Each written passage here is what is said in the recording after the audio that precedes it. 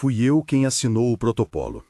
A frase vem e vai, seca, como uma ficha que cai no azulejo frio do corredor. Não digo isto para confessar numa praça. Digo porque confissão é a única maneira de organizar o passado em algo que ainda possa ser lido. Trabalhei para 12 Minos. Trabalhei no túnel. Trabalhei com gente que acreditava, com calma clínica ou com ambição febril, que podia abrir portas, não de ferro, mas de realidade. Se ficar até o fim, inscreva-se no canal e ative as notificações. Há coisas que precisam ser ouvidas completas. A sede da 12 Minos era um corpo translúcido, em forma, todos os andares com fachadas de vidro que refletiam o céu como se ali se pudesse comprar claridade. Entrávamos por um átrio onde o ar sempre tinha o mesmo cheiro, uma mistura de metal aquecido e café velho, um odor que eu aprendi a confundir com segurança. Gerald Weston havia desenhado o túnel como quem esculpe uma promessa. Cálculos, cabos, camadas de isolamento, o arco mecânico que chamávamos entre nós de olho. Blom administrava a fé institucional. Discursos medidos, sorrisos que se dobravam como fitas, a voz dele registrada no alto-falante principal com o peso de um sino carregado de propósito. Eu era programador. Meus dedos conheciam a gramática das rotinas, os pontos cegos dos simuladores, a latência onde mundos se tocavam. Ellen Harding era minha parceira de 3 noites sem dormir, pragmática, rápida nas tomadas de decisão e capaz de cortar qualquer romantismo filosófico com uma única observação técnica. Molly era a diferença entre os nossos laboratórios e uma casa. Risos curtos, uma cicatriz minúscula no lábio de quando era criança, o hábito de cheirar os cabos quando sentia ansiedade, como se quisesse ter certeza de que tudo era concreto. Molly acreditava que o NERV, o núcleo que integrava o túnel com os modelos de otimização, poderia curar coisas que a política e a economia haviam falhado em sanar. Eu acreditei, ou achei conveniente acreditar. O primeiro teste público foi planejado como um ritual. Weston alinhou os parâmetros. Blom escreveu a versão do discurso que seria, mais tarde, divulgado como prova de que tínhamos feito o que prometíamos. A sala de controle encheu-se de luz. A tela do olho abriu como uma pálpebra que não sabia se deveria piscar. Havia um som baixo, um zumbido como de uma violação que se torna música. O equipamento aquecendo, o fluxo de dados, a consciência do sistema aprendendo a mapear 2 mundos. Quando ativamos, aquilo não explodiu, não rugiu. Em vez disso, o ar pareceu ficar mais espesso, como se tivesse ganho substância. Molly acreditava que o NERV, o núcleo que integrava o túnel com os modelos de otimização, poderia curar coisas que a política e a economia haviam falhado em sanar. Eu acreditei, ou achei conveniente acreditar. O primeiro teste público foi planejado como um ritual. Weston alinhou os parâmetros. Blom escreveu a versão do discurso que seria, mais tarde, divulgado como prova de que tínhamos feito o que prometíamos. A sala de controle encheu-se de luz. A tela do olho abriu como uma pálpebra que não sabia se deveria piscar. Havia um som baixo, um zumbido, como de uma violação que se torna música. O equipamento aquecendo, o fluxo de dados, a consciência do sistema aprendendo a mapear 2 mundos. Quando ativamos, aquilo não explodiu, não rugiu.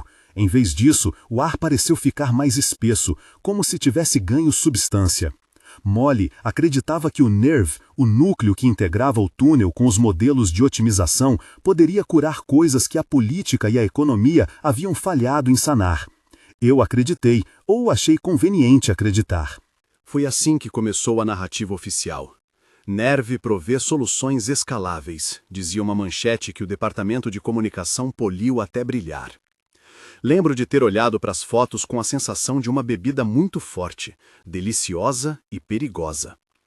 Algumas semanas depois, a diferença começou a parecer pessoal. Saí do laboratório e encontrei uma rua com menos carros, uma praça onde uma criança brincava sem máscara de ceticismo. Relatórios mostravam que, no Earth 2, sistemas de irrigação otimizaram colheitas, que um protocolo de redistribuição energética havia sido aplicado em bairros inteiros e que a taxa de infecção por certas doenças caíra. Era, nos números, um progresso mensurável. E, como sempre acontece, a mensurabilidade trouxe legitimidade. Blom veio à sala de controle com o olhar de quem carregava um segredo que era, por educação institucional, bom. Mas não é possível abrir uma fresta entre mundos sem sentir a diferença no corpo.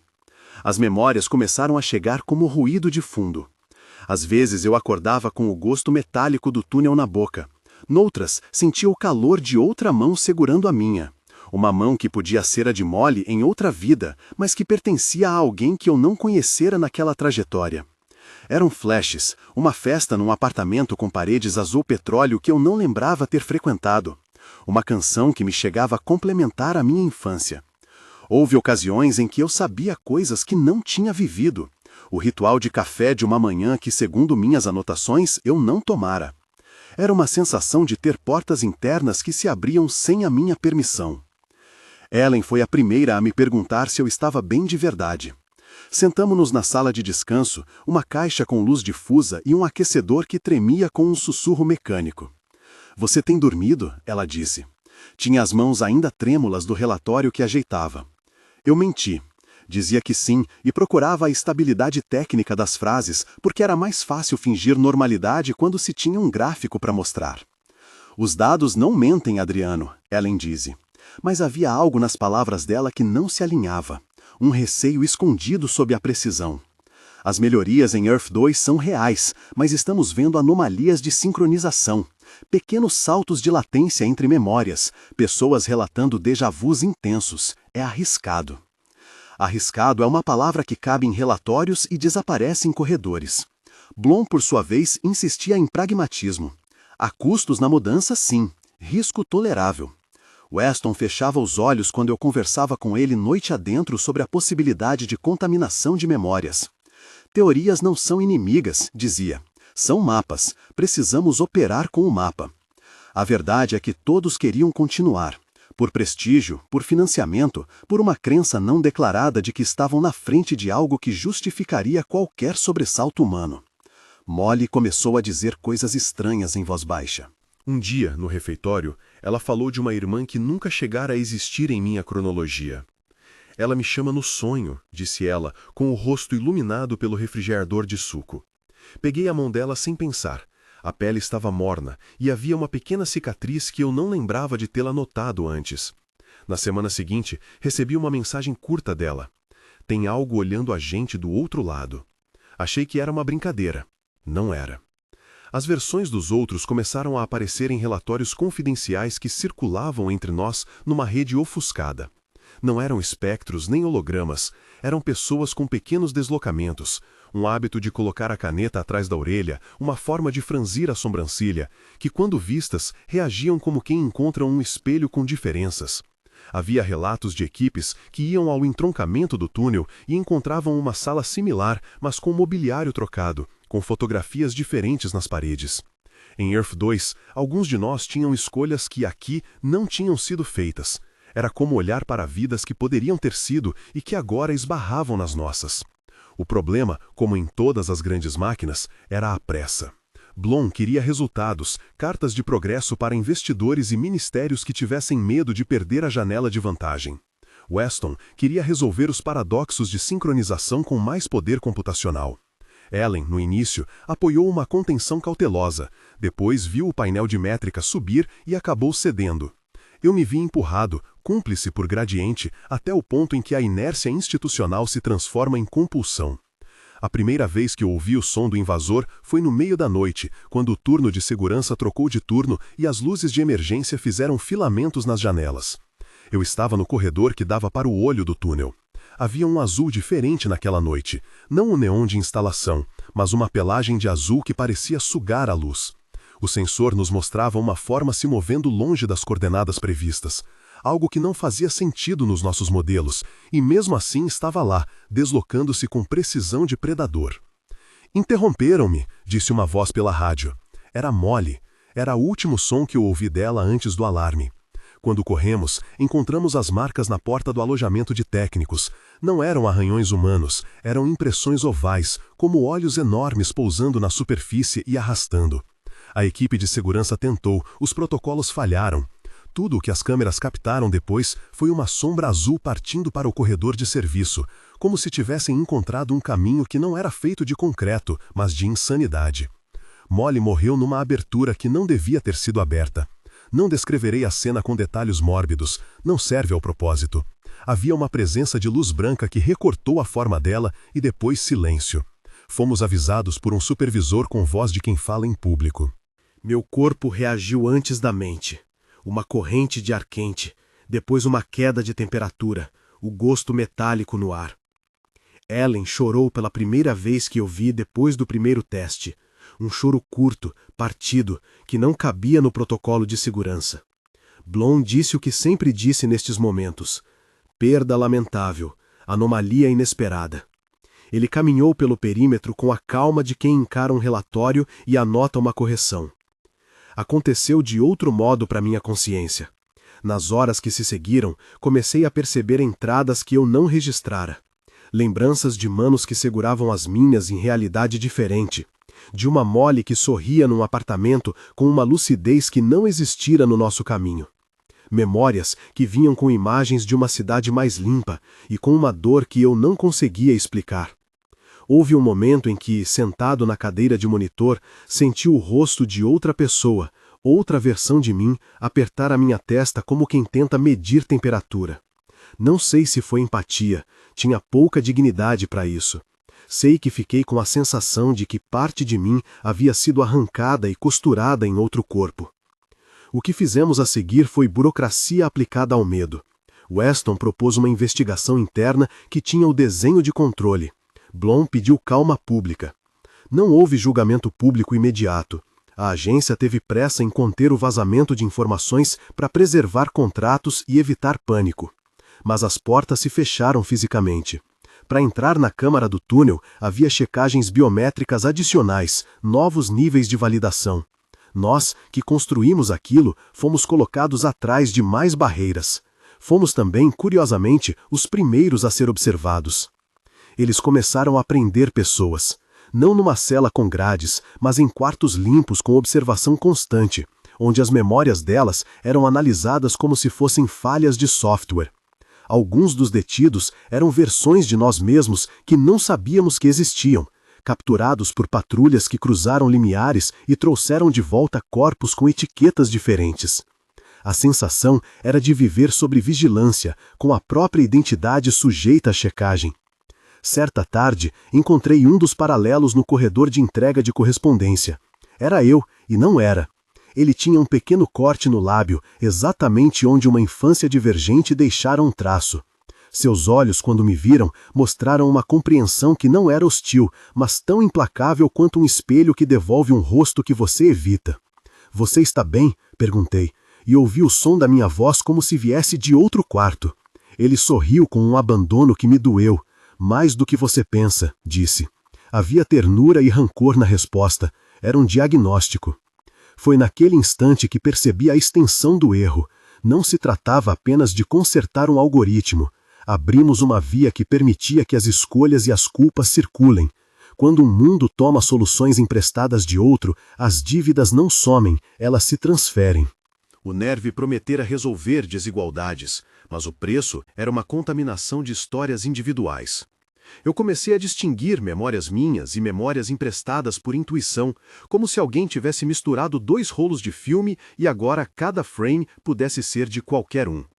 Minha vida tornou-se um lugar onde eu precisava checar as impressões digitais da lembrança para saber se era realmente minha. E mesmo com tudo isso, a máquina chamava. Havia números que cresciam, gráficos que subiam, gente do lado de fora ligando com vozes que só ouviam as melhorias e não os corpos que se perdiam. Blum continuou a falar em metas, Weston em soluções técnicas. Ellen, pouco a pouco, começou a ficar absorta em um novo detalhe. Uma frequência que escapava ao espectro que monitorávamos, uma assinatura que se repetia como um padrão sonoro em todos os incidentes recentes. Era a mesma assinatura que, agora percebia, eu sentira nos meus sonhos. Uma noite, na sala de controle, eu me virei para a parede onde costumávamos colocar post-its com falas de motivação. Havia uma mensagem que alguém deixara. Não podemos substituir responsabilidade por eficiência. Não sei quem a escreveu, talvez tenha sido Ellen em um momento de lucidez antes de se calar. A mensagem me prendeu porque explicava, em poucas palavras, o centro do meu desconforto. Fizemos algo que parecia tornar o mundo mais eficiente, mas que, no processo, mostrou-se incapaz de manter a individualidade das vidas que tocava.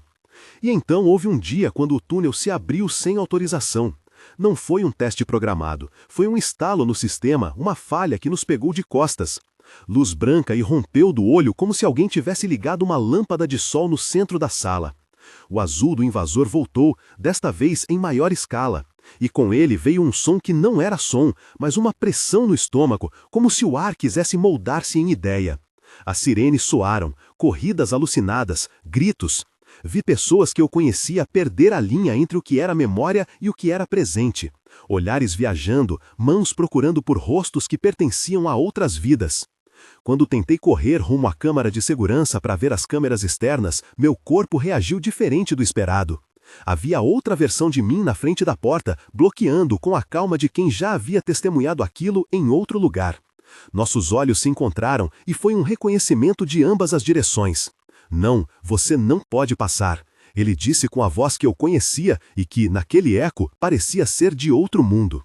Eu senti o mundo inteiro empurrando para dentro de nós, como se a própria agência fosse um corpo que respirava em sincronia com múltiplas histórias.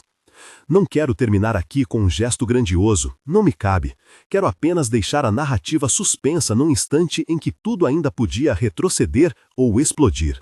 O túnel soltara um som, uma espécie de assobio que parecia um aviso, e, ao longe, pela janela do corredor, vi algo que não deveria existir. Uma cidade cujo céu brilhava de um azul que não pertencia a nenhuma paleta que eu conhecera, e que, no entanto, pulsava como um coração. Segui aquele brilho com os olhos até que Ellen agarrou meu braço. Adriano, ela sussurrou, e havia no sussurro uma decisão que queria ser tomada sem mim. Nós temos que escolher, disse ela, entre fechar tudo ou abrir ainda mais. Houve passos no corredor. Não eram passos comuns. Eram passos como quando alguém troca de calçado entre realidades. Alguém veio desenhando uma sombra que crescia, um formato que lembrava um olho oval com uma pupila de gelo. Lembrei então da mão que uma vez segurou a minha testa e percebi que a pergunta agora não era técnica nem institucional, era moral. O túnel não era só uma tecnologia, era uma escolha que, uma vez feita, permanecia aberta. E eu havia assinado o protocolo. A sombra não tocou a porta. Ficou ali, parada, como se esperasse autorização para atravessar a soleira. O olho oval desenhava no ar um círculo de gelo, e dentro dele eu via flashes, não imagens nítidas, mas sensações. Um mercado onde ninguém falava, só trocava objetos que eram lembranças. Mãos que devolviam risos que eu não aprendera a fazer.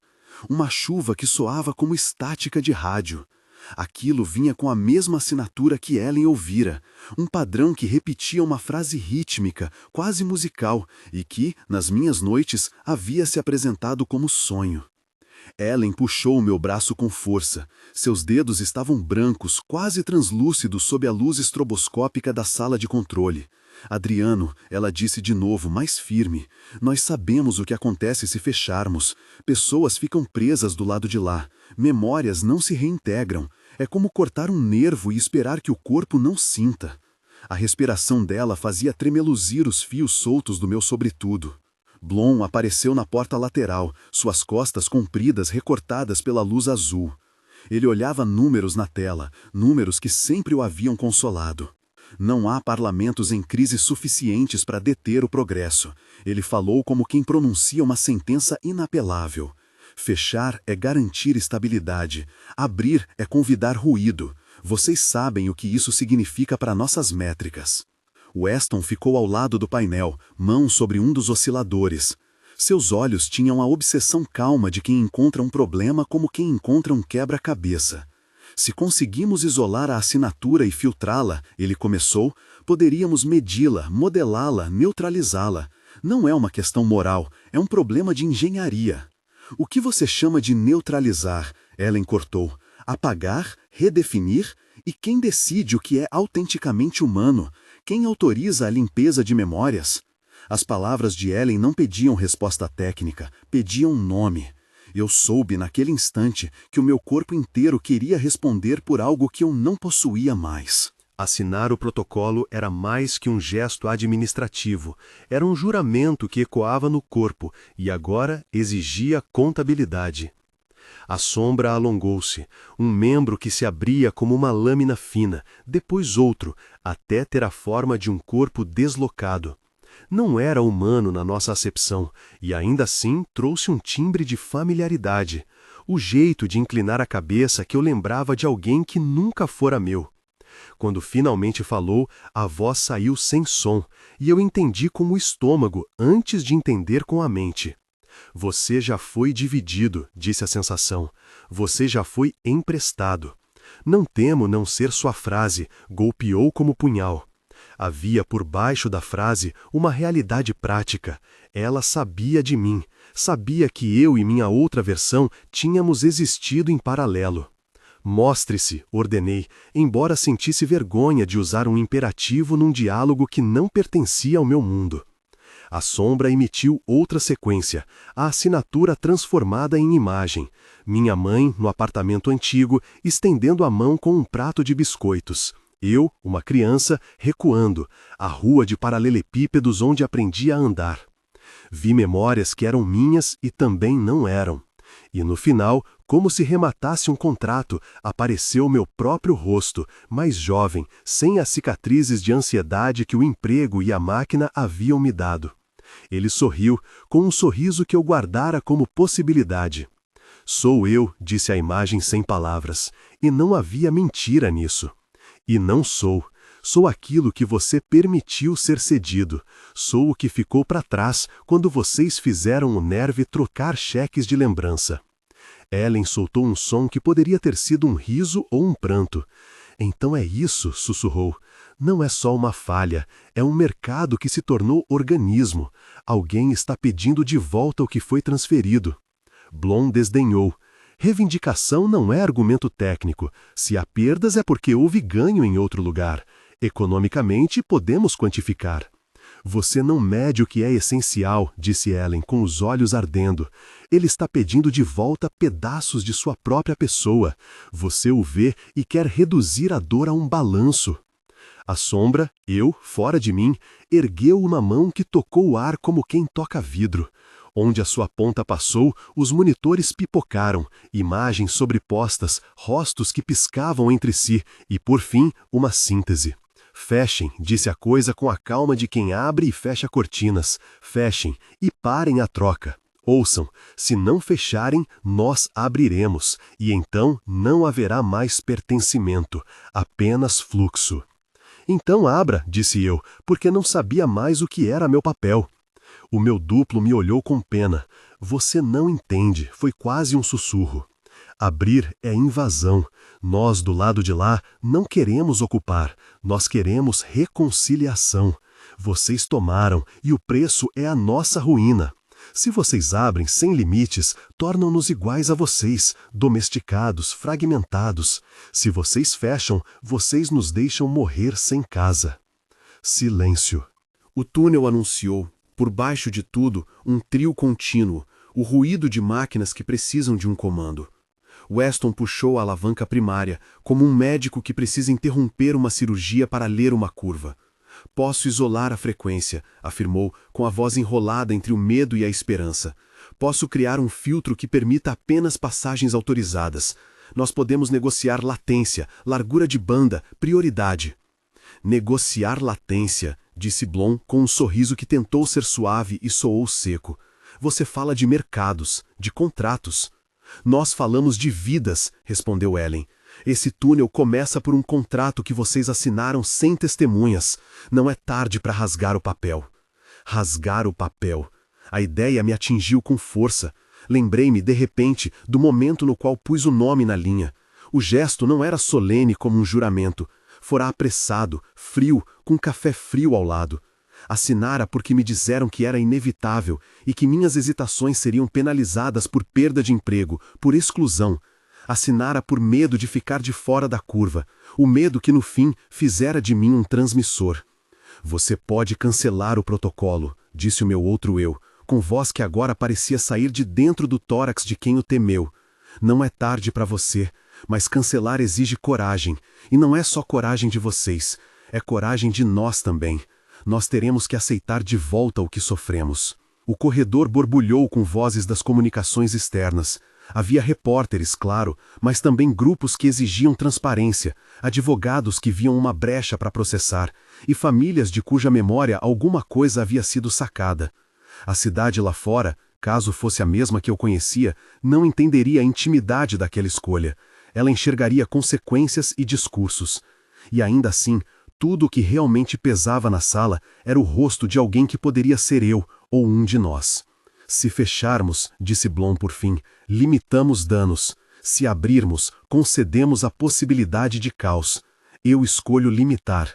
Ele falou como um homem que fixara sua opção há muito tempo. Você escolhe sacrificar quem não votou, retorquiu Ellen. Você escolhe, conscientemente, que a metade do humano interfira com a outra metade sem pedir licença. Meu corpo inteiro doía com a pressão da decisão. Eu era a peça que havia assinado e agora precisava decidir se me tornaria carrasco ou libertador. Recordei a frase nos post-its. Não podemos substituir responsabilidade por eficiência. Alguma coisa em mim, talvez a coisa que restava da criança que um dia recuara diante do prato de biscoitos, empurrou pela primeira vez com firmeza. Não posso fechar, murmurei, mais para mim do que para os outros. Não posso decidir por eles sem ouvir. A sombra sorriu com amargura. Eles não te ouvirão, e nós não confiamos em sua escuta. Ellen me olhou. A convulsão de seus cílios denunciou o conflito. Podemos convocar uma sala de escuta, disse ela num golpe de improviso. Não é a solução técnica imediata que Weston quer, mas é algo que devolve dignidade. Pessoas do lado de cá e do lado de lá, representantes, falam. Transparência. Se a assinatura que repetimos é, de fato, um chamamento, nós respondemos com abertura controlada, com representantes. Weston riu, não por humor, mas porque havia algo de absurdo em transformar catástrofe em mesa de diálogo. E quem representa o lado de lá? Ele perguntou. Como validar a representatividade de uma sombra? E se esse grupo for manipulado? Então nós criamos protocolo de confiança, disse ela, câmara de mediação. Nós deixamos o túnel aberto o suficiente para a dialógica, fechado o suficiente para impedir contaminação irrestrita. Não é perfeita, mas ética raramente é. Blom franziu o senho. Você propõe um regime de atenção que vai atrasar o trabalho por meses. Investidores não esperam. Haverá custos. Então pagamos, disse Ellen. Pagamos com tempo, com recursos, com a vergonha de admitir erro. Ou continuamos com a hipocrisia de transformar o humano em insumo? O meu outro eu bateu palmas, um som seco na minha cabeça. Você fala como um jurista de feridas. Boa, faça-o. Mas lembre-se, cada minuto de protocolo prolongado é uma vida de nós que empalidece do lado de lá. Vocês têm pressa, nós temos morte. Não se escondam na moral perfeita para adiar o ato de reparar. A sala encheu-se de um rugido, não das máquinas, mas dos debates que eu carregava dentro. Era como se todas as versões da mesma pessoa discutissem pela primeira vez em reunião. Eu percebi que a dureza no meu peito vinha menos de cálculo do que de medo de finalmente tomar a responsabilidade que minha assinatura prometera. Ok, disse eu, e a palavra saiu pequena, quase miserável. Vamos ouvir. Nós abrimos uma sessão controlada agora. Representantes do túnel do lado de lá, quem quer que esteja, que se apresentem. Nós não prometemos resultados, só promessas de escuta. A sombra hesitou, e no seu recuo notei tristeza. Eu vim com intenção de buscar lar, disse ela, mas aceitarei uma mesa, se ela for verdadeira. Não quero ser coisificada em protocolos. Quero nome e restituição. Ellen pegou um microfone que Weston ainda não havia calibrado e o aproximou. Suas mãos tremiam, mas seus dedos articularam segurança. Aqui é Ellen Koval, disse ela, chefe de ética do NERV. Estamos abrindo um canal de escuta. Quem fala primeiro? Do outro lado, a Cidade Azul respondeu com uma música que se desdobrou em vozes, uma conjunção de lembranças, pequenos fragmentos humanos que soavam como um coro. Não eram palavras no começo, eram memórias tangíveis que entravam pela sala como vento. Vi nelas uma mulher que chorava a separação do filho, Um idoso que havia perdido o nome da esposa. Uma criança que lembrava apenas de correr atrás de borboletas. Havia, entre tudo, um fio que parecia atar aquelas vozes à minha própria vida. Uma certeza incômoda de que eu era, de alguma forma, responsável por aqueles desajustes. Ok, disse eu, e a palavra saiu pequena, quase miserável. Vamos ouvir. Nós abrimos uma sessão controlada agora. Representantes do túnel do lado de lá, quem quer que esteja, que se apresentem. Nós não prometemos resultados, só promessas de escuta. A sombra hesitou, e no seu recuo notei tristeza. Eu vim com intenção de buscar lar, disse ela. Mas aceitarei uma mesa, se ela for verdadeira. Não quero ser coisificado em protocolos. Quero nome e restituição. Ellen pegou um microfone que Weston ainda não havia calibrado e o aproximou. Suas mãos tremiam, mas seus dedos articularam segurança. Aqui é Ellen Colville, disse ela, chefe de ética do NERV. Estamos abrindo um canal de escuta. Quem fala primeiro? Do outro lado, a Cidade Azul respondeu com uma música que se desdobrou em vozes. Uma conjunção de lembranças, pequenos fragmentos humanos que soavam como um coro. Não eram palavras no começo. Eram memórias tangíveis que entravam pela sala como vento. Vi nelas uma mulher que chorava a separação do filho, um idoso que havia perdido o nome da esposa, uma criança que lembrava apenas de correr atrás de borboletas. Havia, entre tudo, um fio que parecia atar aquelas vozes à minha própria vida, uma certeza incômoda de que eu era, de alguma forma, responsável por aqueles desajustes. Eu falo, disse ao fim uma voz clara, feminina. Tinha acento da periferia, notava-se no modo de alongar vogais. Sou Mara. Não tenho rosto único. Eu guardo lembranças que outros trouxeram. Eu quero de volta o tempo que vocês trocaram. Quando Mara falou, um tremor percorreu a sala como um aviso de que a escolha estava saindo do âmbito técnico e entrando nas entranhas daquilo que é ser humano. Os monitores estabilizaram numa janela de vídeo, e por um instante pude ver não a Cidade Azul inteira, mas um cômodo pequeno, iluminado com a mesma luz que antes eu vira no brilho do céu. Havia uma cadeira vazia, um brinquedo partido, uma janela que mostrava prédios inclinados. Em cima da mesa, alguém deixara uma foto de uma família que não reconheci e que me doeu como se fosse minha. Respirei fundo. A sala inteira aguardava. E pela primeira vez desde que aquilo começara, senti que havia um caminho que não requeria apagar ninguém para salvar o mundo. Ok, disse eu, e a palavra ganhou corpo. Comecemos a escutar. Mas começaremos com restituição imediata onde for possível, sem mais trocas até que tenhamos acordos, sem mais comércio. Quem estiver a favor, diga sim, e quem contrapor, fale agora. Houve hesitação. Blom apertou os lábios. Weston murmurou algo técnico. A assinatura no ar pulou como um organismo que percebe o risco. Sim, disse Ellen sem pestanejar. Eu digo sim. Blom olhou para mim como se eu tivesse cometido uma imprudência, mas não falou. Do lado azul, Mara exalou algo que eu jurei ter ouvido como alívio. O túnel, por sua vez, não fechou, não naquele instante. Mas a pressão mudou. Em vez de um empuxo cego, veio uma suspensão, como se alguém segurasse a respiração entre dois atos. Ainda havia vozes indecisas nos rádios, havia investidores e agências, havia a máquina sempre vigilante, com seus relés que esperavam comando. Havia eu, e a sensação de que pela primeira vez a minha assinatura poderia ser usada para desfazer o erro que eu ajudara a consolidar. A luz azul no horizonte respirou profundo. A sombra olhou para mim com algo que se aproximava de perdão. Então começamos, disse Mara.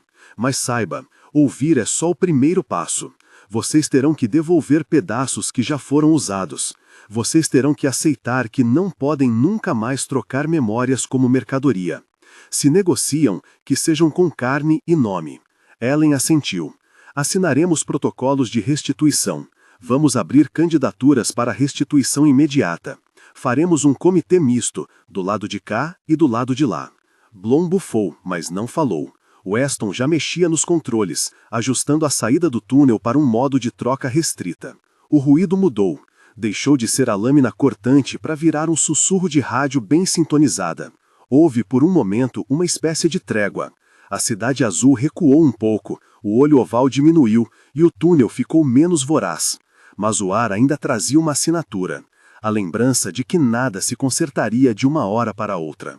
Restaurar o que fora perdido exigiria tempo, paciência e, sobretudo, coragem coletiva, do tipo que eu não sabia mais se tínhamos.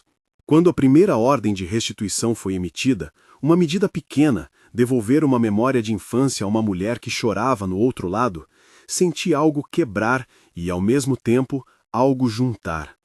Um fio de calor percorreu meu corpo, como se eu recebesse por empréstimo um pedaço do que fora retirado. Ellen virou-se para mim, olhos molhados de uma resoluta ternura. Você tomou a decisão certa, disse ela. Não porque é técnica, mas porque é humana.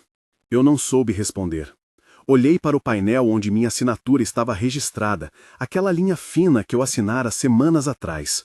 Agora, essa linha seria usada para desfazer o dano. Eu sentia arrepios. A responsabilidade retornara, pesada e real. Mas, por baixo de tudo, havia ainda uma pergunta que ninguém formulara em voz alta. Quem havia transformado o Nerve num mercado de promessas e memórias? Quem e por quê? E se a sombra que nos buscara era só a ponta de algo maior, algo que atravessava cidades e jurisdições, indo além da nossa pequena sala de decisões? Antes que eu pudesse buscar respostas, a tela central estourou num mosaico de imagens. Não era só Mara. Havia outros olhos azuis, outros olhares, e, no meio deles, algo novo. Uma torre no horizonte com uma antena que pulsava à mesma frequência. A Cidade Azul não era só um lugar associado a falhas, era uma construção, organizada e com objetivos próprios. Weston cuspiu a frase antes de pensar. Isso não é improviso, isso é estrutura. Bloom fechou os punhos. Se é uma rede organizada, então estamos diante de um agente, e agentes exigem contra-agentes. Ellen franziu o senho. Ou eles exigem diálogo, corrigiu. Não podemos militarizar tudo. A tensão voltou, agora com um novo componente. Não só estávamos lidando com restituição, mas com a possibilidade de que alguém, em algum lugar, tivesse arquitetado o mecanismo do comércio de memórias para fins que poderiam ser mais vastos e sombrios do que ainda admitíamos. A decisão que tomáramos naquela noite não era apenas sobre fechar ou abrir. Era o primeiro passo para descobrir quem transformaram humanos em mercadorias. O relógio da sala marcava um tempo que parecia dilatar. Eu olhei para o meu reflexo no vidro da mesa. Havia ali alguém exausto, mas diferente. Alguém que finalmente se dispunha a responder pelo que assinara. E ao fundo, a Cidade Azul permaneceu, pulsante, convocando-nos para a próxima etapa. Preparar equipe de investigação, disse eu, antes de me dar conta de que havia falado em voz alta. Controle limitado, comissões de restituição e vigilância da torre. Ellen concordou num aceno. Weston já digitava protocolos. Bloom mantinha o olhar fixo no painel, como quem pesa perdas futuras. A sombra, por fim, recuou o suficiente para que sua forma se tornasse apenas um facho de luz. Antes de desaparecer, deixou uma última impressão, um padrão, como um mapa, que mostrava conexões além do que víamos nas telas. Era uma rede intrincada, com nós espalhadas por cidades que eu não reconhecia e por tempos que pareciam simultâneos. Sejamos claros, disse a voz que vinha da sombra e que era, naquele instante, apenas minha voz com outro eco. Vocês abriram uma ponte que não tem volta sem reparação. Vocês podem consertar? Talvez, mas terão que mudar o modo como enxergam uns aos outros. Não esperem que o mundo aceite conveniência em troca de humanidade. As máquinas murmuraram, o painel acendeu e a sala encheu-se de luz. Lá fora, a cidade continuava a respirar, alheia e essencialmente parte do mesmo tecido. Tínhamos elegido um caminho para começar, mas a estrada à frente prometia encontros novos, conflitos e escolhas que talvez exigissem mais do que boa vontade. Exigiriam renúncia do que um dia nos parecera vantagem. E eu, que assinara o protocolo por temor, agora me via disposto a pagar o preço da restituição. Não sabia se esse preço seria a minha carreira, a minha liberdade ou mesmo a minha sanidade. mas sabia que, se não pagasse, continuaria carregando a assinatura como um selo de culpa. Quando a primeira equipe saiu pelo corredor rumo ao túnel ajustado, senti a sala inteira suspirar. Era alívio e ansiedade em língua única. O olho oval observou-nos pela última vez antes de minimizar-se e por fim sumir como quem dobra uma página. Ficamos, na sala de controle, contando o tempo até que a primeira restituição completa acontecesse. E com a sensação de que uma batalha larga se iniciava, olhei pela janela para o brilho azul que ainda tremia além das paredes, belo e suspeito, como um coração novo que começava a bater, sabendo-se observado. O relógio fez o último tique antes do início, e por um instante, todo o som pareceu concentrar-se numa mesma frequência. O sopro abafado das ventilações, o clique ritmado das teclas na sala ao lado, o leve pulso do sistema de suporte. Weston ativou o feed de vídeo em alta definição. As câmeras no túnel mostravam o grupo em movimento, lanternas, coletes, máscaras finas. A restituição seria feita na câmara externa, num módulo adaptado para pacientes ainda conectados ao NERV. Havia risco de contaminação de memórias, havia risco de recusa, de que a lembrança não retornasse inteira ou voltasse distorcida. Havia, sobretudo, o risco moral que eu carregava desde que a assinatura seca do meu nome se espalhara. Tempo estimado até contato, 3 minutos, informou o sistema. Uma voz neutra, sem misericórdia. Ellen encostou a mão no vidro da mesa e respirou fundo. Lembrem-se, consentimento contínuo. Se o sujeito recusar durante o processo, interrompemos. Não vamos romper se a vida daquele corpo depende da memória, respondeu Blom com voz curta. Há casos em que a ausência cognitiva gera risco físico, quedas, falhas de reconhecimento de medicamentos. Não podemos ser dogmáticos. Weston olhou para mim e por um segundo li nele o mesmo questionamento que vinha me corroendo. Até que ponto podemos remendar a violação com ciência bem intencionada? Eu tinha a caneta nas mãos e a resposta ébana do selo. A caneta pesava mais do que imaginei. Pelo feed, a equipe aproximou-se da câmera. A paciente aguardava reclinada num leito improvisado. O rosto era de alguém na casa dos 50. Linhas profundas marcavam o entrecejo. Ao redor, fotografias envelhecidas emolduradas por pulseiras eletrônicas e bolsas de plástico com rótulos. Contrato, amparo. Troca, crédito. Nervo, unidade 47. Chamavam-na Ágata nos registros. Nome curto, corrosão de uma vida que fizera escolhas para sobreviver. Quando ela olhou pela câmera, encontrou de alguma forma o meu olhar. A lente não disfarçou. O reconhecimento foi um choque. Era como se ela visse tanto o aparelho quanto quem o autorizara. Um pequeno tremor percorreu seus lábios. Ágata, murmurou Ellen, usando o nome como quem chama pelo que resta de humanidade. Nós vamos tentar devolver algo que te pertence. Você pode interromper a qualquer momento. Ela assentiu com esforço. A máscara à frente do seu rosto emitia uma névoa suave. Os eletrodos se fixaram discretamente ao couro cabeludo. Os técnicos fizeram os últimos ajustes. O som subiu, um zumbido baixo que parecia coachar a pele. Weston iniciou a transferência. No painel, fractais de dados desdobravam-se como galhos. Assinaturas de memória, nós com rótulos. Filha, 2003. Cheiro, chuva de verão. Voz, homem. A restituição não era uma cópia literal, era uma reentrada, uma tentativa de recompor padrões neurológicos com base em fragmentos que o NERV mantivera. A promessa era antiga e simples, devolver a lembrança à carne, para que a história da pessoa voltasse a ter continuidade. As primeiras imagens chegaram pelo áudio, um riso infantil, cristalino e breve, e o cheiro descrito em palavras. Terreiro molhado, disse o sistema, traduzindo sinestesias em metadados. Ágata estremeceu. Seus olhos se abriram mais do que antes. A lua de seus olhos brilhava em atenção. Doce, sussurrou ela. Quem? Respira, ordenei a mim mesmo e a sala inteira. Ellen inclinou-se, segurou a mão dela pelo feed. Diga um nome, se puder. O riso veio de novo, e agora a voz no áudio completou. Lia. Era um nome. Aconteceu em ondas, primeiro uma palavra, depois um sorriso que ela não conseguia sustentar, depois um choro que começou seco e cresceu.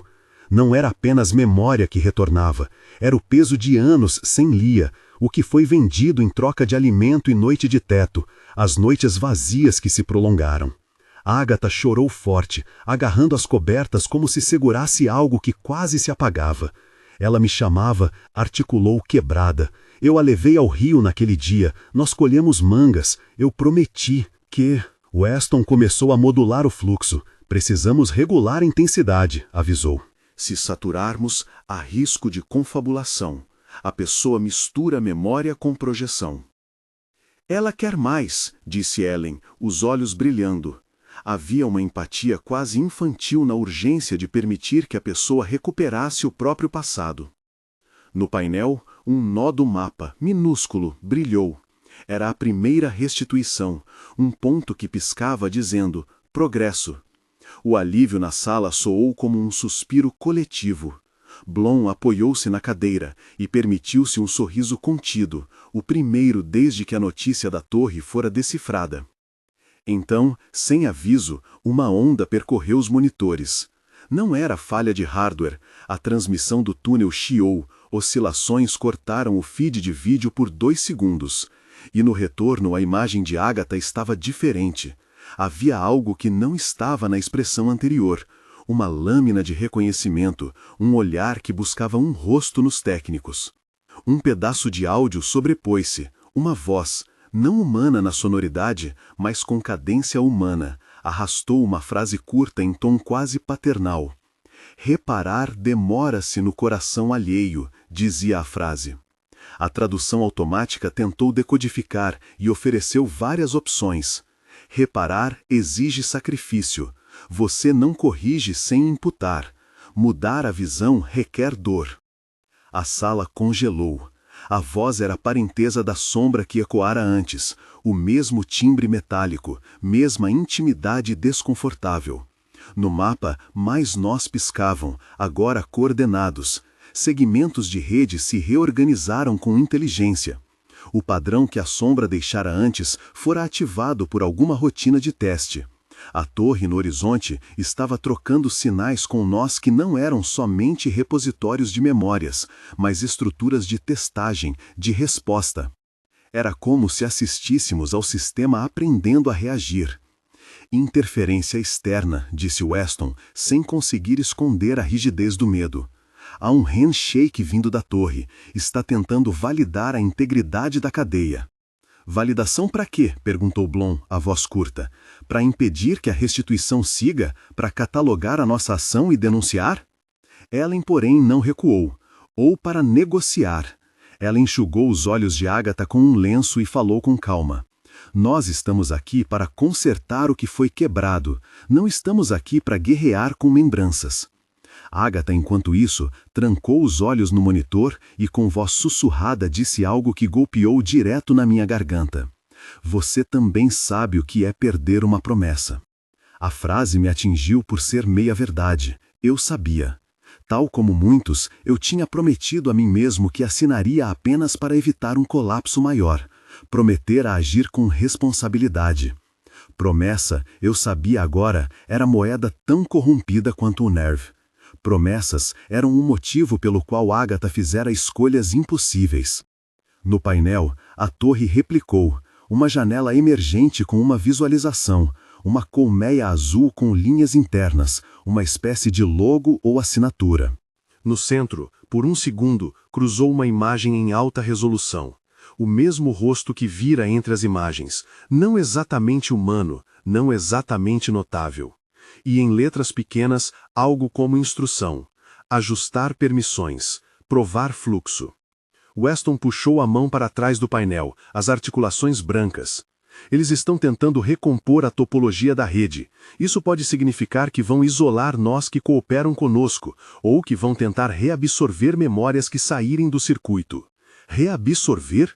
A palavra caiu como chumbo. Sim, disse ele. Se uma lembrança que existia nos nós se move para um corpo e gera ruptura no algoritmo, o sistema pode executar rollback para manter integridade. Ellen apertou a mão de Agatha e olhou para mim. O que vamos fazer quando tentarem puxar de volta aquilo que acabamos de devolver? Houve uma pausa longa. Como em todas as decisões que pesavam, a resposta revelou quem éramos.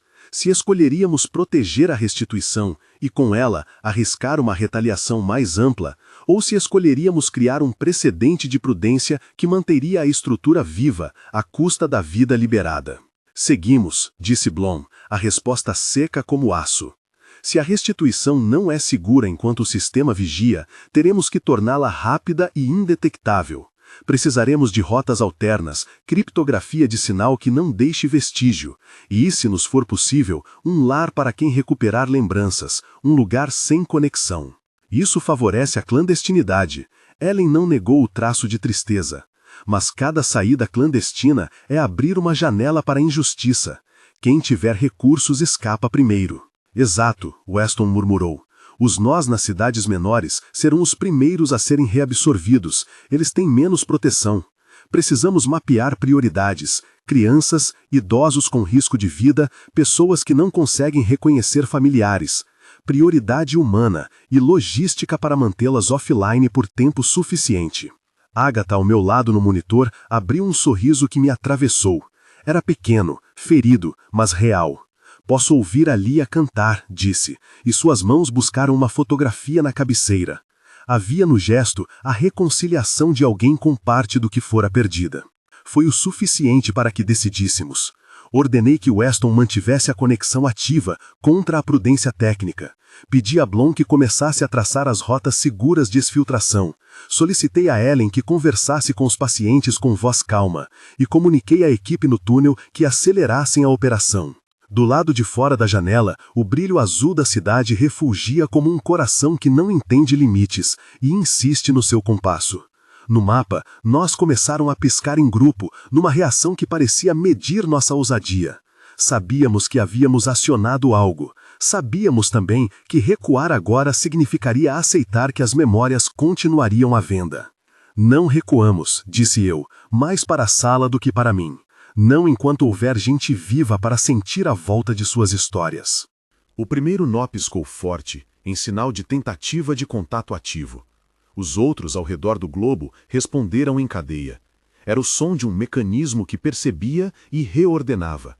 Do meu bolso, meu residuário da assinatura que ainda me acompanhava parecia queimante. A estrada estava aberta e atrás dela vinham olhos e antenas. Prepare-se, disse Ellen, a voz resoluta. Se eles quiserem diálogo, oferecemos a restituição como gesto. Se responderem com força, responderemos com cuidado.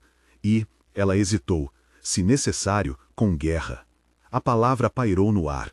Não era exata. O que íamos enfrentar talvez não fosse militar no sentido tradicional, mas havia batalhas de pertencimento pela frente.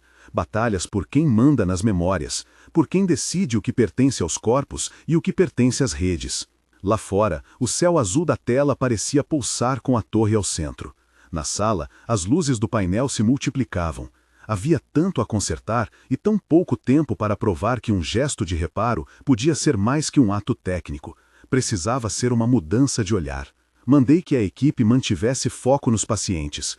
E, ao mesmo tempo, pedi que começassem os preparativos para ir em direção à torre, não como invasores talvez, mas como demandantes de explicação. Se a Cidade Azul tinha razão de existir, precisaríamos ouvi-la.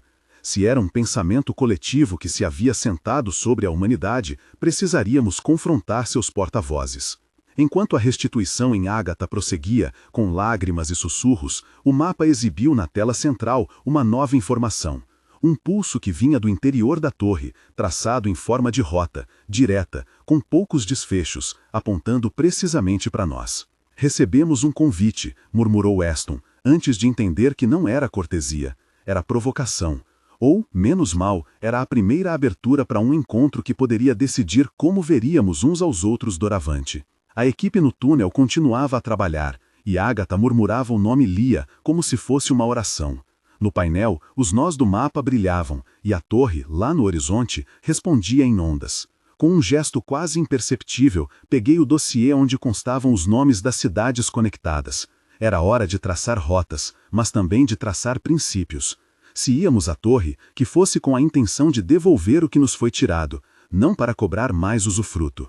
Rumo à Cidade Azul, disse eu, num comando que era promessa. Prepare-se para partir em 40 minutos. As luzes no mapa intensificaram-se. Uma cadência nova nas comunicações sinalizava trânsito de dados em alta prioridade. O mundo havia notado que tentávamos restaurar aquilo que ele lucrara em silêncio. E, enquanto Agatha sorria de novo, segurando a fotografia de Lia como se fosse a própria prova de retorno, soube que a verdadeira restituição não seria apenas técnica, seria moral, social e talvez violenta, mas era necessária. O painel mostrou, então, uma imagem que não havia aparecido antes. A torre, agora, emitia uma sombra que tomava forma humana. Não era um corpo de carne e osso, mas a simulação do olhar que falara conosco, e no centro desse rosto digital havia algo reconhecível. Um sinal de que a cidade não era anônima. Havia, por trás de tudo, uma mente que nos observava. Weston fechou os olhos por um segundo. Eles querem conversa, disse, ou teste. Se é teste, respondi, que nos prove que entende o que fez. O monitor tremeluziu. A conexão estabilizou. À medida que Agatha reconciliava o passado, a cidade enviou de volta uma série de pacotes de dados, propostas de protocolo, condições, termos de convivência.